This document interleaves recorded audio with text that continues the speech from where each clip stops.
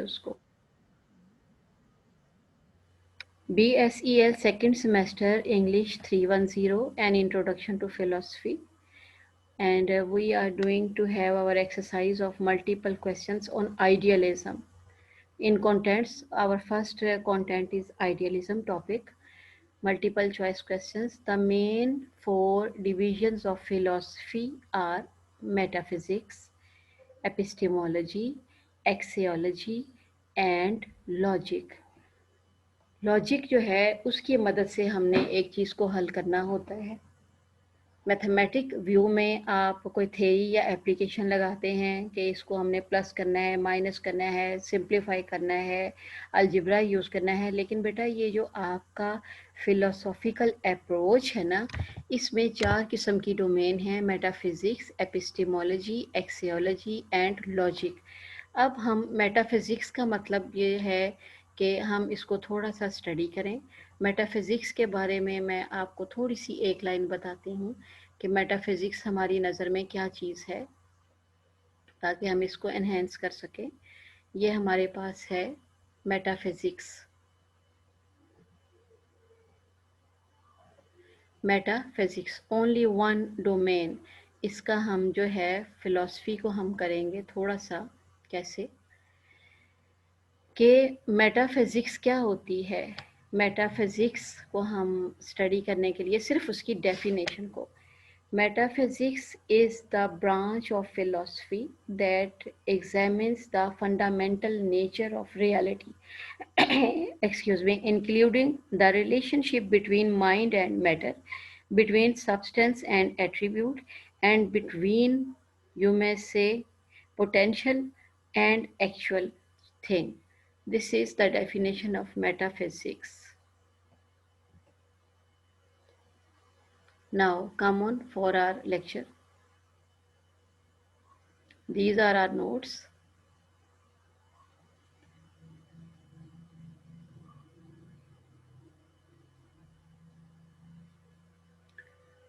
This is metaphysics study, and now we will go on. You can say, you can write the definition of metaphysics here. आप अपने तौर पे करने के लिए इसको याद कर सकते हैं, ये भी मैं आपको सेंड कर दूंगी। Now come on for the second one. Logic क्या चीज़ होती है, ये हमें क्यों समझ में आता है। मेटाफिजिक्स हमने कर लिया, अब हम लॉजिक करने लगे। लॉजिक क्या होता है? कोई चीज़ जो हमारे जहन को कबूल करने के लिए तैयार कर ले। सपोज हम कह दें कि इस कौवे का रंग सफ़ेद है, तो ज़रूर इसके पीछे कोई लॉजिक है। हम कह दें कि आउल अक्लमंद है, इसके पीछे ज़रूर कोई लॉजिक है। हमने रोड के ऊपर साइन लगाया हुआ है कि इस तरफ से यू टर्न मना है, इसके पीछे ज़रूर कोई लॉजिक है।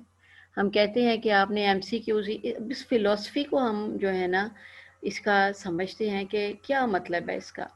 Philosophical logic is the branch of study that concerns questions and reference.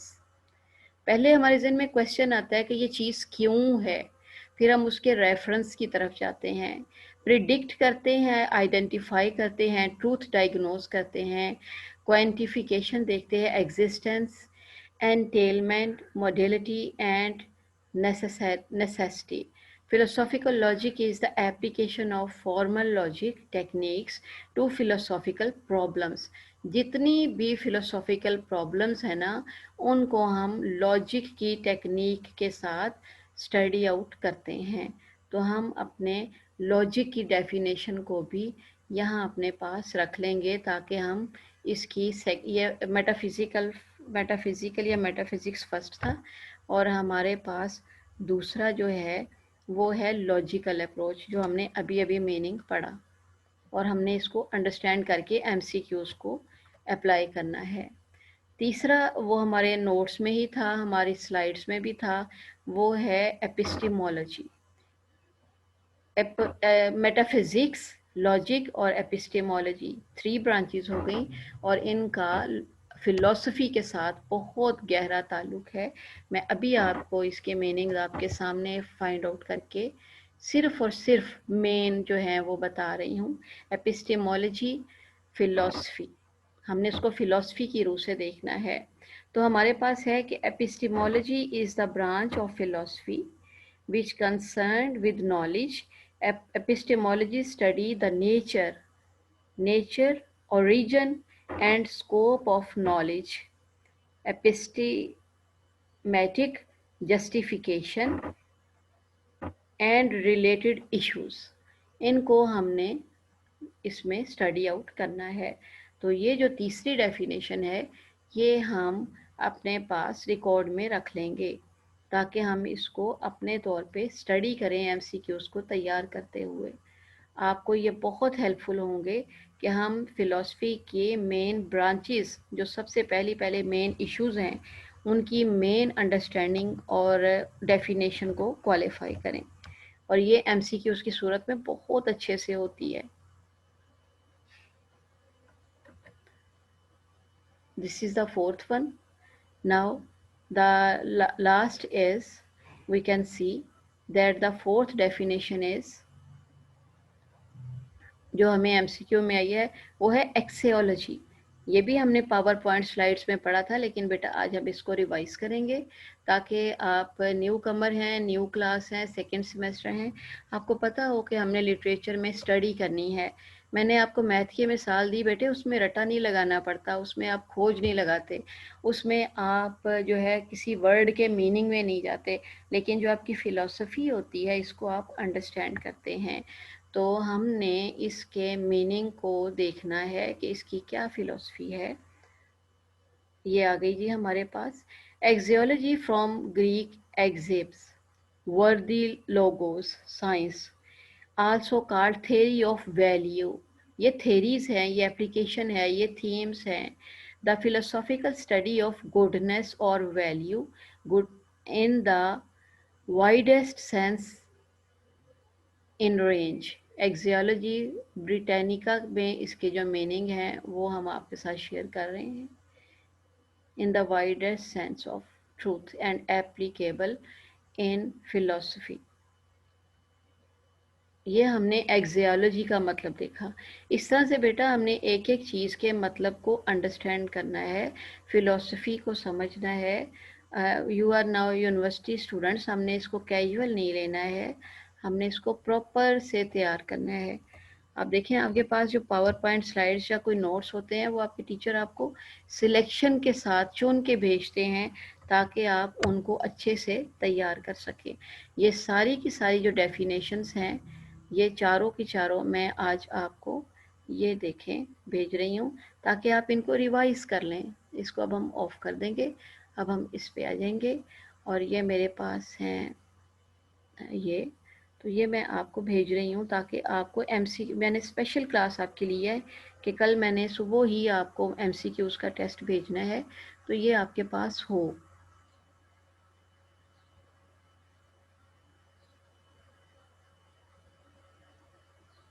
और हमारे पास है,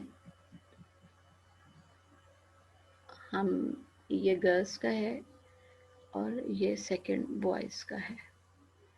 इस अभी हम इसको एनहेंस करेंगे। Yes, we will go through it. वालेकुम सलाम। Now we will go to the second one. We have studied today 4 main divisions of philosophy. Introduction to philosophy is our subject. Metaphysics, epistemology, axiology, and logic. The study of reality in the broader sense and inquiry into the elemental nature of the universe and the things in it is known as metaphysics, epistemology, quantum physics, axiology, यही वाला। अब हम metaphysics अभी हमने study किया है, ये आपको खुद से पता चल जाएगा क्योंकि हमने इसकी डेफिनेशन याद की है। नहीं है तो दोबारा रिवाइज कर लें, घबराने की कोई ज़रूरत नहीं। लिटरेचर को और फिलॉसफी को बेटा बार बार पढ़ना पड़ता है। फिलोसफर और लिटरेचर स्टडी करने के लिए अपनी कमर बांध लें कि आपने रीडिंग करते जाना है, आपने पढ़ते जाना है। ये बगैर पढ़े नहीं होना। ये फिज़िक्स, केमिस्ट्री या बायो नहीं है, इनकी हमने याद करना ही करना है। अब हमारी क्लासेस होंगी ना, तो मैंने स्टूडेंट से सुना करना है कि उनको इनकी डेफिनेशंस कितनी याद हैं। Questions like what is knowledge and what is a truth are mainstays in the branch of philosophy known as logic, metaphysics, epistemology is true. For Socrates, Socrates के लिए an unexamined life is a tragedy because it results in grievous harm to the soul.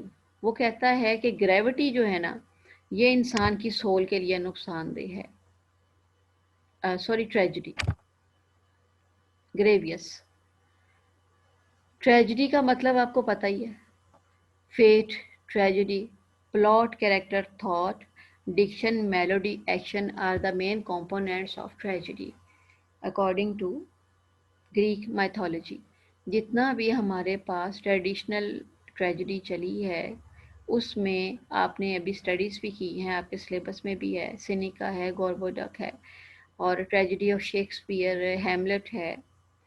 तो tragedy में इंसान का जो है ना soul, उसकी रूह जो है वो ज़ख्मी हो जाती है। जब इंसान की रूह खुश ना हो, उसका दिल खुश ना हो, तो वो कैसे खुश रह सकता है। फोर सोकोरेट्स या सुकरात के व्यू पॉइंट्स हैं। और बच्चों, हमने जो है इन जितने भी हमारे फ़िलासफ़र्स हैं, इनकी थेरीज़, इनकी फ़िलासफ़ी को अंडरस्टैंड करना है, और ये बड़ी इंटरेस्टिंग है। For Socrates, the soul is harmed by lack of knowledge. जब इंसान के पास नॉलेज नहीं होता, तो उसकी सोल जो है वो ज़ख्मी हो जाती है। इल्म जो है वो एक रेमेडी के तौर पे इंसान की रूह को फ्रेश करता है। सोक्रेट्स कह रहा है, a question and answer dialogue in which propositions are methodologically scrutinized to uncover the truth is known as the Socratic method. ये सोक्रेट और हमारे पास जो हैं सुकरात, जिनको हम उर्दू में कहते हैं, उनका थीम था, उनका व्यू पॉइंट था, उसका मेथडोलॉजिकल एप्लीकेशन उसने की हुई है कि जब हम क्वेश्चन और आंसर लेते हैं ना, या डायलॉग करते हैं ना किसी के साथ, फ़र्ज़ कर ले मैं आपसे पूछ लूँ कि भाई आपको क्या प्रॉब्लम है कि आप इस चीज़ को जो है ना आगे फॉरवर्ड नहीं कर रहे हैं। मैं आपसे क्वेश्चन करूँ कि मैंने जनाब आपको 4 थीम समझाए थे, उनमें से आपको एक की भी डेफिनेशन आ रही है, क्या मसला है भैया आपका, आप क्यों नहीं कर रहे। तो ये मेथड जो है ना, क्वेश्चन और आंसर वाला मेथड, ये आपको स्क्रूटिनाइज्ड कर देगा टू अनकवर द ट्रूथ, और मुझे पता चल जाएगा कि आप में से कितने बच्चे पढ़ने वाले हैं और कितने नहीं। अव्वल मैं ये कहती जाऊँ सारे बच्चे बड़े अच्छे, सारे पढ़ने वाले, और अगर मैं ये कहूँ सारे निकम्मे हैं, कोई भी नहीं पढ़ता, रीडिंग ही नहीं करते, तैयारी नहीं करके आते, लेक्चर प्रिपेयर ही नहीं करते हैं, तो बेटा इसमें कोई भी ट्रूथ नहीं है। लेकिन जब तक मैं क्वेश्चन आंसर आपको भेजूँ और उसका आंसर ना आए, और वो सारा कुछ मेरे पास रिकॉर्ड ना आए, मेरे पास कोई प्रूफ ही नहीं है ट्रूथ को अनकवर करने का। ट्रूथ वो होती है जिसका कोई प्रूफ हो, और वो हमने टेस्ट की सूरत में, क्वेश्चन आंसर्स की सूरत में टीचर्स आपसे ले लेते हैं। इसके अलावा ये है कि हम आपस में गपशप लगाएं, आपस में बातें करें, आपस में डायलॉग करें। क्यों बेटा, ये तुम्हें थीम आता है? आता है, चलो अच्छा सुनाओ फिर ज़रा इस थीम का मेन मकसद क्या है। तो जैसे ही आपके साथ डायलॉग होना है, एक क्रिटिक कहा करते थे, when a person speaks he is out. जैसे ही वो बोलता है, उसके अंदर की ट्रूथ जो है वो सारी वाजिया हो जाती है। तो ये मेथड किसका है? ये सोकोरेट का मेथड है कि हमने टेस्ट लेने हैं, फिर पता चलता है इंसान की सच्चाई का। वैसे हम गप्पी नहीं कह सकते कि भाई इसके 10 नंबर लगा दो, ये तो लायक ही बड़ा है। क्या मेरे पास प्रूफ है? मेरे पास वो टेस्ट में अच्छा किया होगा तो मैं कर सकूंगी। अकॉर्डिंग टू सोकोरेट, अब एक और उसका जो है ना विजडम जो है ना वो थ्रू सोल के बारे में ट्रू हो रही है।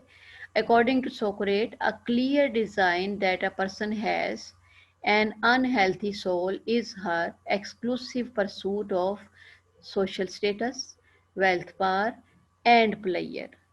सोशल स्टेटस की वजह से इंसान अंदर से खुश होता है, वेल्थ की वजह से उसको खुशी मिलती है। जब उसके पास पावर आ जाती है ना, और प्लेयर, वो खुश हो जाता है कि मैंने कोई ब्लंडर नहीं किया, मैंने कोई गलत काम नहीं किया, तो फिर जो है ना उसको खुशी मिलती है। ये उन्होंने कहा है an unhealthy soul according to Socrates a clear sign that a person has unhealthy soul in her exclusive pursuits of social status wealth power and pressure.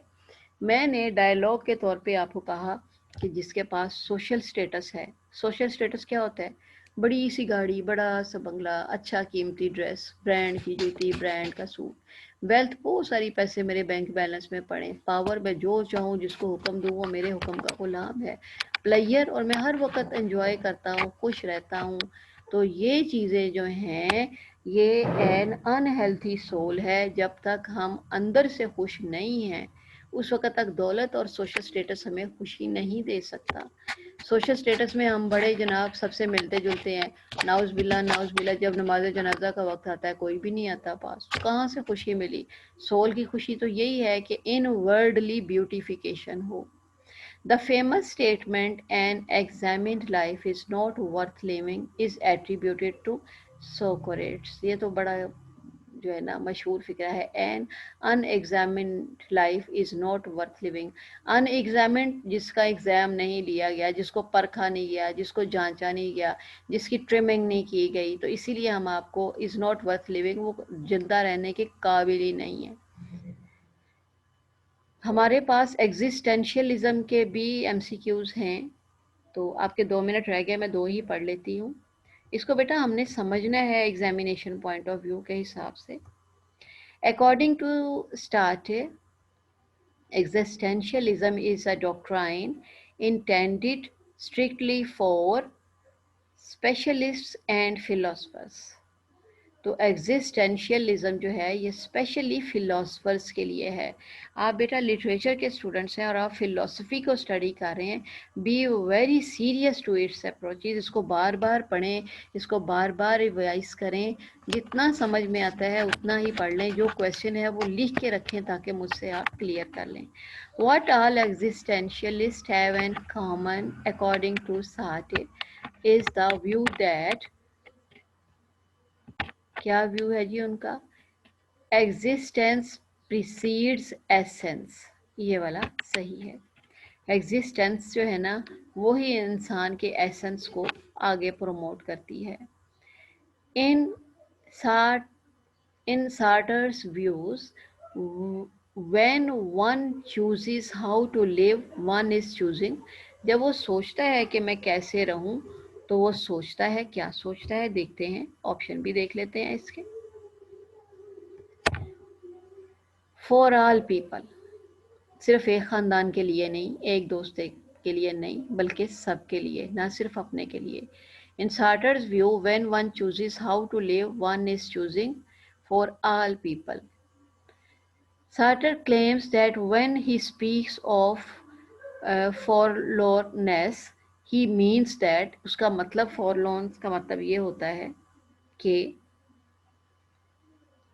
God does not exist and we must feel all the consequences of this। नाउज़ बिल्ला, उस वक़्त ये मतलब होता है कि जब हम सारी चीज़ों को खुद निपटते हैं, फेस करते हैं, तो इसका मतलब है कि खुदा कहीं है ही नहीं। तो ये सार्टर के व्यूज़ हैं। आपने फ़िलॉसफ़ी को समझना है, अंडरस्टैंड करना है, एनहेंस करना है। मैम आपकी आवाज नहीं आ रही। अब नहीं आ रही? अच्छा जी, मैं करीब हो जाती। अब देखिए आइए। Yes, according to Sartre the existential finds the fact that God does not exist. ये हमने क्लियर कर लिया। 6, in Sartre's views humans are responsible for both A and B. क्या? Their actions, their passions. सबसे इम्पोर्टेंट चीज़ ये, आप इसको प्रोवर्ब के तौर पे याद कर लें। एक्शंस और पैशंस के लिए जो है ना, हम खुद रेस्पॉन्सिबल हैं। जो मैंने किया वो मैंने किया, सही है। अगर एक बंदा 10 लाख लेके नाउज बिल्ला कोई मर्डर कर देता है, तो जिसने मर्डर करवाया वो जिम्मेदार नहीं है, जिसने एक्शन किया वो जिम्मेदार है। क्योंकि अल्लाह ताला ने उसको दिमाग दिया है सोचने के लिए, अल्लाह ताला ने उसको हाथ दिए हुए हैं काम करने के लिए, कोई किसी के हाथ पकड़ के उससे काम नहीं करवाता। और दूसरा है passions. We are human beings, हमने अपने पैशंस को कंट्रोल रखना है। क्यों रोजा होता था? जब हमारा खाने को दिल करता है, रोजा होता है, पर हम नहीं खाते।